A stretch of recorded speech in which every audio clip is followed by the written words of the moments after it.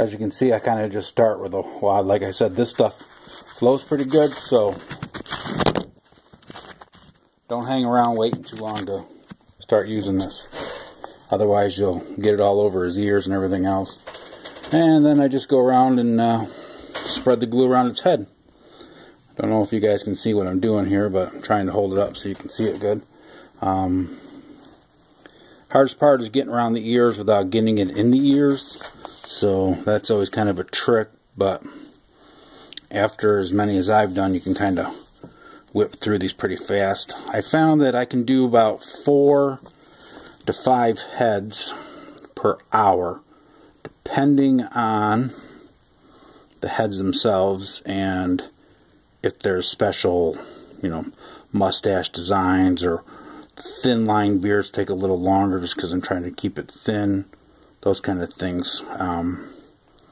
Standard Joe heads with glue lines, reflox, I can usually do about 6 of those in an hour because they're pretty easy to follow the glue line that's already existing. So, like I said, with some practice, it really doesn't take that much time. I don't know how long it takes when you're using a machine, but I've watched some videos of the machines, and it actually seems to be probably actually longer than doing it this way, because you gotta wait for the machine to keep spitting the flock back around and stick it to the head. So with doing it by hand, I have a pretty good control over where the flock goes, whereas with the machines you gotta just kind of twirl them around. Right now I'm using a screwdriver because these guys' head holes are a little bigger than the normal because they're resin heads, but normally I have wooden dowels that are drawing a blank on the diameter right now, but the diameter is set for most of the Joe heads.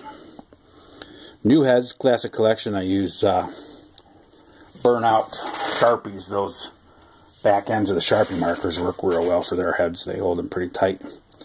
You don't want your heads wobbling, because as you can see in this video, I'm kind of going a lot of different directions with the head. When you're flocking, you're going even more, so if it's wobbling, it's kind of hard to make sure you get the flock everywhere. I'm going to flock this guy. Usually I go through and do the beard and the whole 9 yards at once. The hardest part, really, aside from the ears, is right here at the